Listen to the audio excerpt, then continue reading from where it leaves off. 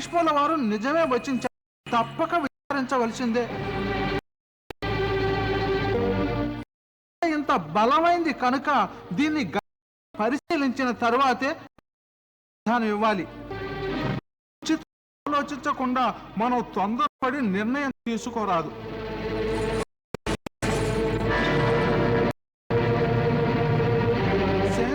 అక్రూరుల వారు మనకి ధర్మాన్ని ప్రయత్నించారు.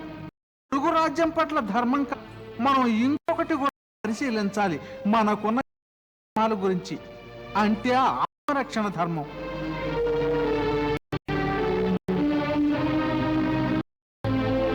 శాస్త్రం ఏమిటంటే మానవుని యొక్క మొదటి ధర్మం ఆత్మరక్షణ.